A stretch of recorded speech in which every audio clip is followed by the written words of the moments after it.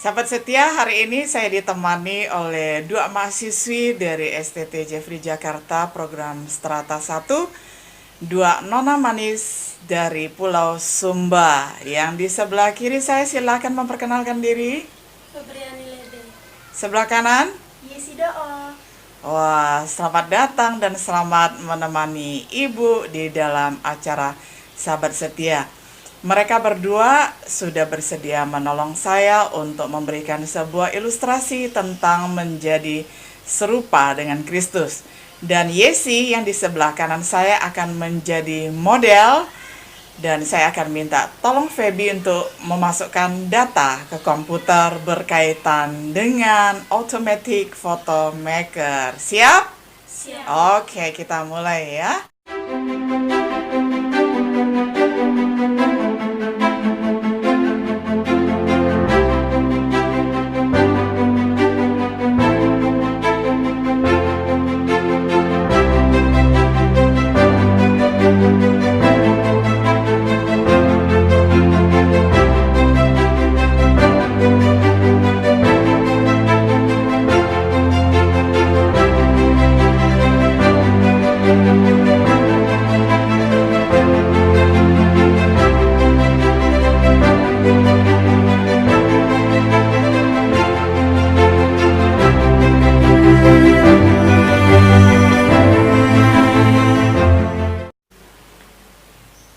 Shalom sahabat setia yang dikasihi oleh Tuhan. Jumpa lagi di dalam acara Renungan Sahabat Setia.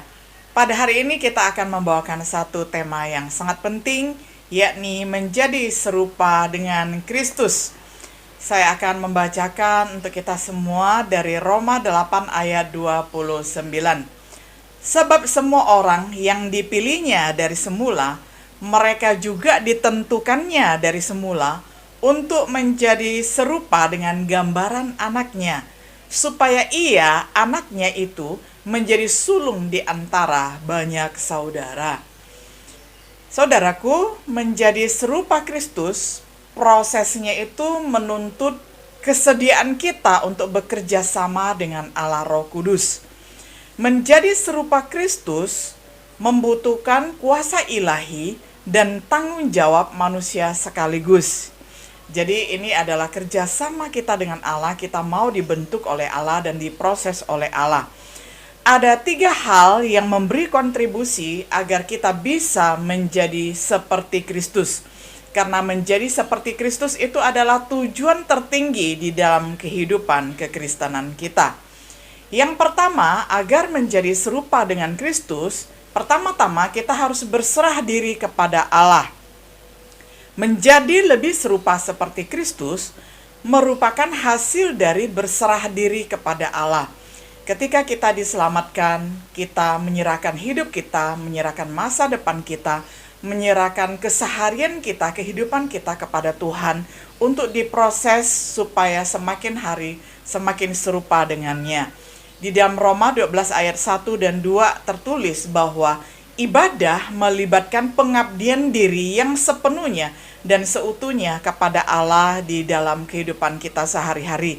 Jadi bukan hanya mencakup ketika kita mengikuti ibadah raya atau kebaktian umum, tetapi seluruh seantero hidup kita itu merupakan ibadah yang sejati berserah kepada Tuhan.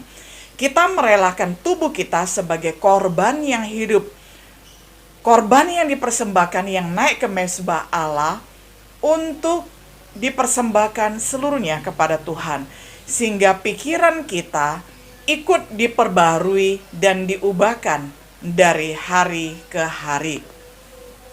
Ketika Yesus berkata, "Ikutlah aku," maka Lewi yang kita kenal sebagai Matius hari ini segera meninggalkan meja cukainya. Artinya ketika Tuhan Yesus memanggil seseorang untuk mengikut dia, bersedia meninggalkan kehidupan lamanya, meninggalkan semua yang menghalangi kita untuk menjadi serupa dengan Yesus. Entah itu bisa profesi, entah itu bisa keluarga, entah apapun yang kita cintai, ketika Tuhan memanggil kita, kita bersedia melepaskannya. Kita juga mesti menyerahkan semua yang kita miliki dengan penuh kerelaan demi mengikuti Allah. Seperti yang dikatakan oleh Yohanes Pembaptis, ia harus makin besar, tetapi aku harus makin kecil. Kita juga mesti semakin berfokus kepada Yesus dan kemuliaannya. Jadi bukan berfokus kepada hal-hal yang fana, tetapi kita juga mengimbangi hidup kita dengan berfokus kepada hal-hal yang kekal, hal-hal yang memuliakan Allah Bapa di surga. Yang kedua, agar menjadi serupa dengan Kristus, kita mesti mengalami kemerdekaan dari dosa. Karena Yesus menjalani kehidupan tanpa dosa, maka kita sebagai murid-murid Yesus, kita juga harus menganggap diri kita sudah mati bagi dosa. Memang ketika kita dibaptis, artinya kita diselamkan, artinya kita sudah mati bagi dosa. Dan ketika kita keluar dari air, simbolnya adalah kita mengalami hidup baru bersama-sama dengan Tuhan. Artinya kita sudah berkomitmen seumur hidup, kita sudah mati bagi dosa. Nah, jika kita menjalani kehidupan yang mengejar kekudusan, kesucian hidup, maka kita akan semakin hari semakin serupa dengan Yesus dalam hal karakternya, dalam hal kerohaniannya, dalam hal keteladanan hidupnya. Saat kita mempersembahkan diri kepada Allah, dosa tidak lagi berkuasa atas kita, sehingga kita akan semakin serupa dengan Yesus. Jadi inilah menjadi tujuan yang tertinggi kehidupan kekristenan. Ini adalah hal yang menjadi cita-cita dan menjadi impian kita untuk semakin hari menjalani hidup yang semakin serupa dengan Kristus. Yesus mengajak kita untuk mengikutinya, sehingga kita memiliki keteladanannya dalam hal ketaatan. Jadi trust and obey, kita percaya dan taat. Ketika kita mengatakan percaya kepada Yesus, percaya kepada firman Allah, kita wajib menjalani kehidupan yang penuh dengan ketaatan kepadanya. Tidak ada kompromi, karena kompromi itu biasanya dimulai dari hal yang kecil, nanti lama-lama menjadi besar, nanti akhirnya membawa kita menuju ketidaktaatan. Jadi di dalam ketaatan kita tidak mempersilahkan ada sedikit kompromi pun masuk di dalam kehidupan kita. Nah, kita juga mau memberikan kasih kita yang mau berkorban. Karena Yesus mengasihi kita dengan kasih agape, maka kita juga belajar mengasihi Allah, mengasihi sesama dengan kasih agape, di unconditional love ya. Jadi kita ini mengasihi Allah dengan kasih yang tanpa kondisi ya. Artinya tidak memandang kondisi-kondisi apapun, kita tetap mengasihinya. Jadi dengan kesabarannya kita juga mau menanggung penderitaan. Jikalau pada hari ini setiap orang di muka bumi menghadapi pandemi yang sama, ya kita mau mengatakan kita menderita, betul, kita sama-sama menderita. Karena kita tidak sebebas dulu. Kalau dulu keluar rumah tidak perlu pakai masker, nggak masalah. Sekarang harus pakai masker, harus pakai pelindung muka, ya, memakai alat pelindung diri ya. Nah, rasanya nggak bebas gerakannya, seperti ada belenggu. Nah, saudara, kalau bisa disebut ini sebagai penderitaan, sesungguhnya ini adalah penderitaan yang masih sanggup kita pikul. Karena apa? Karena setiap cobaan, setiap ujian yang Tuhan izinkan terjadi di dalam kehidupan kita tidak akan pernah melampaui kekuatan kita, tidak akan pernah melebihi kekuatan kita. Jadi ini adalah penderitaan yang dapat kita tanggung bersama-sama. Saudara, kita juga memiliki keteladanan daripada rasul yang hidupnya juga meneladani Kristus. Kita melihat rasul-rasul ketika sudah sangat setia dan taat kepada Tuhan, banyak di antara mereka yang mati martir. Karena apa? Sampai kepada titik nafas penghabisan, sampai kepada titik darah penghabisan, mereka adalah martir. Mereka adalah orang-orang yang sangat radikal taat kepada Tuhan tanpa kompromi sedikit pun. Nah, kiranya kita juga memiliki tekad, komitmen, dan janji yang seperti itu ketika mengiring Yesus, supaya kita mengalami kemerdekaan dari dosa dan hidup kita semakin hari semakin serupa dengan Kristus. Nah, ketika berbicara mengenai mengekang dosa di dalam kehidupan kita, kita tidak berjuang sendiri, saudara. Kita ditopang, ditolong oleh Allah. Terpujilah untuk firman-Nya yang senantiasa melalui perantaran Kristus, melalui Yesus Kristus dan Roh Kudus yang berdiam di dalam kita, senantiasa memberi penghiburan, kekuatan, kesabaran kepada kita untuk menjalani kehidupan kita yang sebenarnya tidak mudah dari hari ke hari.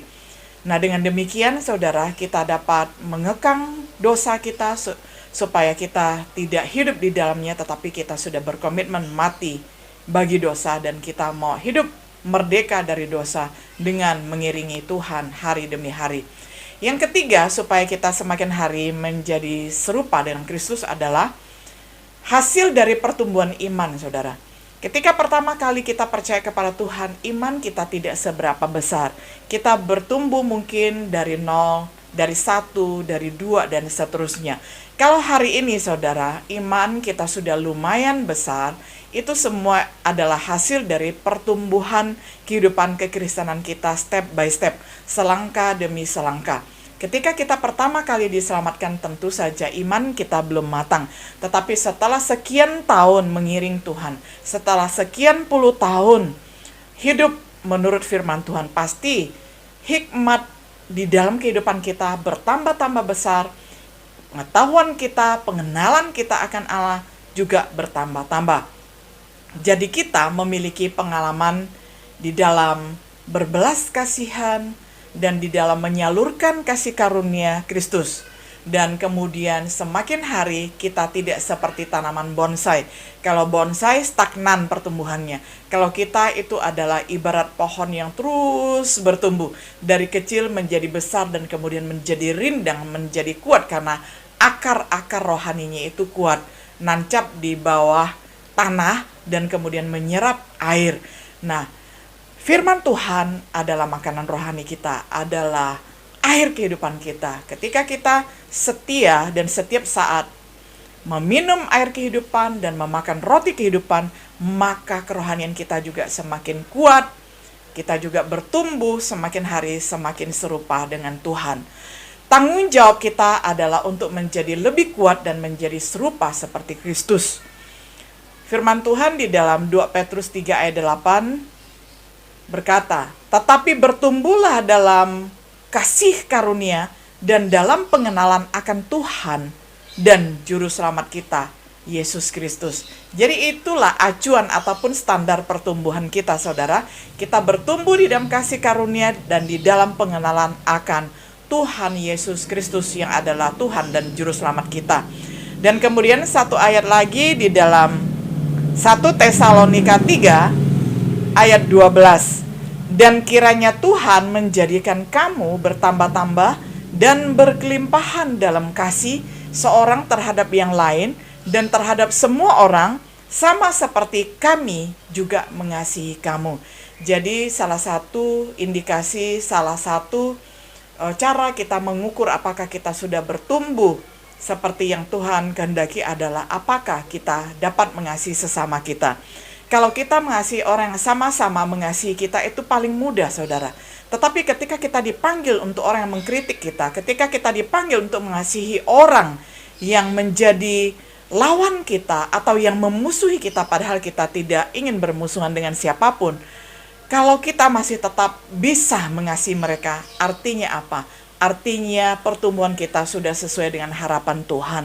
Karena Tuhan mengajarkan kita bukan hanya mengasihi sesama manusia yang mengasihi kita, tetapi juga yang adalah musuh kita. Kita kasih, kita doakan, dan kita memberkati mereka supaya mengalami kehidupan yang berkelimpahan. Sekarang Allah bekerja di dalam diri kita dan kita semua mencerminkan kemuliaan Tuhan dengan muka yang tidak berselubung. Dan karena kemuliaan itu datangnya dari Tuhan yang adalah Roh, maka kita diubah menjadi serupa dengan gambarnya dalam kemuliaan yang semakin besar. Ini adalah firman Tuhan dari 2 Korintus 3 ayat 18. Jadi saudara, kalau kita pada hari ini setiap hari berkaca, ketika kita menyisir, ketika kita berpakaian, kita melihat gambaran fisik kita, saudara. Oh, rambut kita masih hitam ya, belum ada ubannya misalnya ya. Itu adalah kita bercermin secara fisik. Tetapi bercermin secara rohani adalah ketika kita mengenal Kristus, ketika karakter kita, rohani kita, teladan kita sudah semakin serupa dengan Kristus, kita bercermin melalui firman, kita bercermin melalui kesaksian hidup Tuhan Yesus. Kalau sudah semakin mirip dengan Yesus, artinya puji Tuhan, kita sudah naik lagi ke level yang lebih tinggi. Jadi iman pertumbuhan kita tidak stagnan, tetapi terus ya, slow but sure gitu ya. Perlahan tetapi pasti kita terus bertumbuh menuju kesempurnaan seperti Tuhan Yesus. Saya bacakan lagi satu ayat dari 1 Yohanes 3 ayat 2. Bagaimanapun pada suatu hari nanti proses ini akan selesai ya. Bunyi firman Tuhannya adalah apabila Kristus menyatakan dirinya, kita akan menjadi sama seperti Dia, sebab kita akan melihat Dia dalam keadaan yang sebenarnya.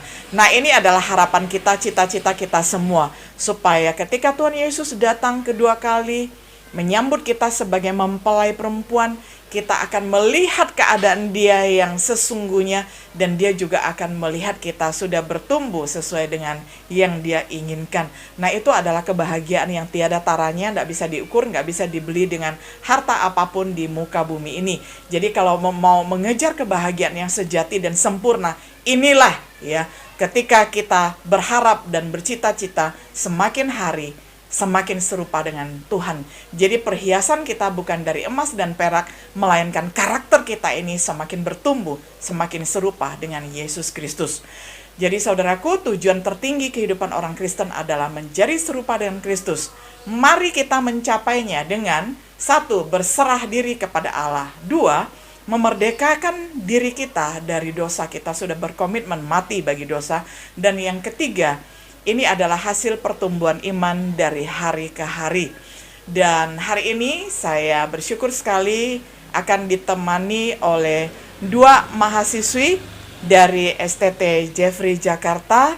Mahasiswi kami yang terkasih akan menolong saya untuk menggambarkan ataupun memberikan sebuah ilustrasi yang berjudul Automatic Photo Maker. Sahabat setia, hari ini saya ditemani oleh 2 mahasiswi dari STT Jeffrey Jakarta program Strata 1, 2 nona manis dari Pulau Sumba. Yang di sebelah kiri saya, silakan memperkenalkan diri. Febriani Lede. Sebelah kanan? Yesi Doa. Wah, selamat datang dan selamat menemani Ibu di dalam acara Sahabat Setia. Mereka berdua sudah bersedia menolong saya untuk memberikan sebuah ilustrasi tentang menjadi serupa dengan Kristus. Dan Yesi yang di sebelah kanan saya akan menjadi model, dan saya akan minta tolong Feby untuk memasukkan data ke komputer berkaitan dengan Automatic Photo Maker. Siap? Siap. Oke, kita mulai ya. Mari kita melihat data yang kita masukkan tentang Yesi, apakah akan menghasilkan sebuah foto yang persis sama seperti model Yesi gitu ya. Mari kita masukkan datanya ya, Feby ya. Oke, kita akan menjawab pertanyaan-pertanyaan sebagai berikut. Nah, mari kita masukkan tentang warna rambutnya. Dark. Oh, hitam ya rambutnya, oke. Lalu tipe rambutnya, apakah keriting? Tidak ya, lurus ya, straight ya, oke. Kemudian warna matanya, sudah dilihat? Oh, black ya, bukan coklat ya. Kalau saya coklat, kalau Yesi hitam ya, oke. Lihat hidungnya, Normal. oh normal. Mulutnya bagaimana? Medium. Medium. Lalu bibirnya gimana? Medium. Oh, medium juga. Lalu telinganya? Medium, Bu. Oh, medium juga. Nggak terlalu besar seperti kelinci ya? Oke. Bagaimana bentuk mukanya? Oval. Oh, oval ya. Cantik sekali. Lalu keadaan kulitnya bagaimana? Apakah dia kelihatan pucat? Normal. Oh, normal. Oke. Rasnya gimana? Oriental. Oh, oriental juga.